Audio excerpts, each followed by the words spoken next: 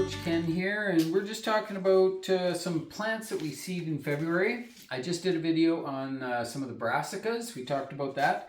I do have a couple more brassicas to talk about today. In particular, these little guys, the kohlrabi. Kohlrabi is one of the plants we get started right now in February.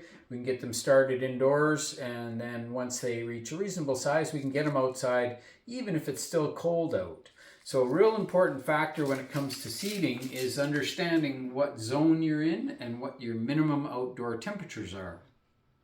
If you're living in, we live here, we're in zone 5, so that means our minimum winter temperatures are around minus 20 degrees Celsius. And if you're in zone 6, it's more like minus 15 or minus 16 or so.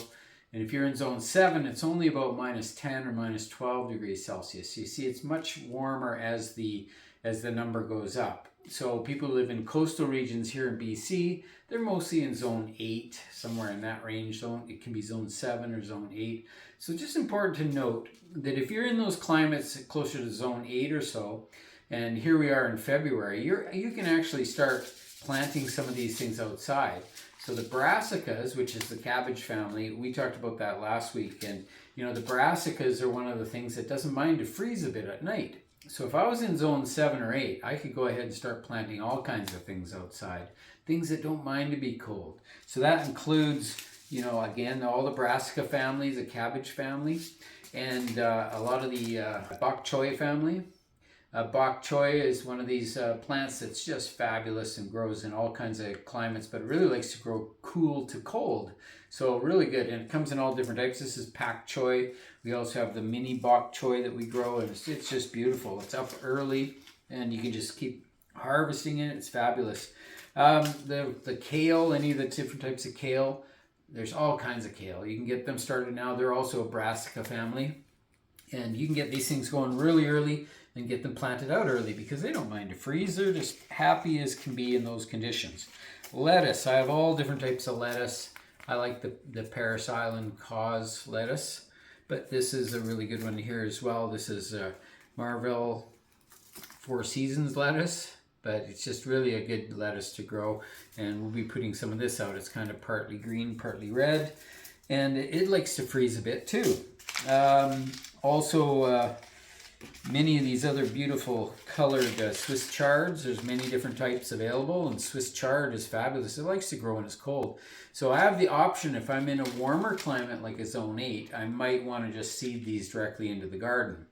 In our zones, we don't really need to get these started too early though, but I think what I would do is I would start them in something like a 6-pack.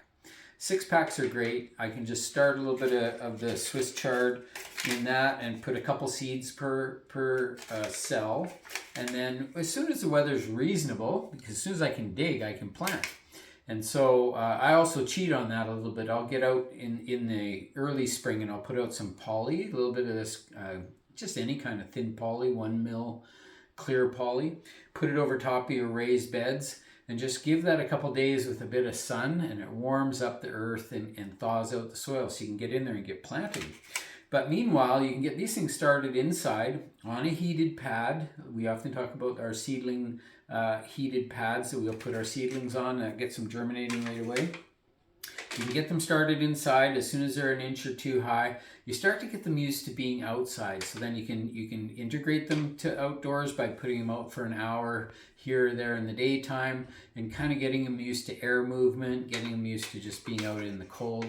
And then after a few weeks, you can go ahead and plant them out into the garden. Watch for my cold frame videos coming up, and it just shows you how you can utilize your cold frame for getting plants started really early in the season. So spinach is one of these plants, same thing. They just love to be cold when they grow. So if you want to get these started, again, it would be like a 6-pack. That might be the way to go. 4-packs are good for things that take a little longer indoors. They take a little bit longer to get going. So spinach is usually pretty fast. And so are some of the other greens. This is a mesclun mix, which we often grow just for the fun. It also likes to grow cold, so I can seed it now, get it started, and then just put it straight out in March because, again, it likes to be cold. Radishes are something that is also a cold crop. So if I lived in zone 7 or zone 8, I could probably just plant these straight outside. But we're in zone 5 and zone 6 here, so we could get them started indoors, but we don't really have to. We can just plant these straight out right into the garden sometime about mid-March, and they'll be up by the end of the March, and we'll be harvesting them by May usually. So great little plant. Arugula is also a really cool green that a lot of people really love, and you can get these things, again, you don't really have to start these inside either.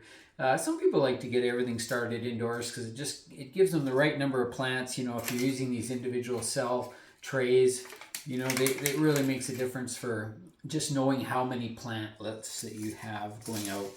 I just also have celery. We did celery a couple of weeks ago. We usually like to do it either right at the end of January or the first week of February. So celery is also something that's planted early. You could still do it now.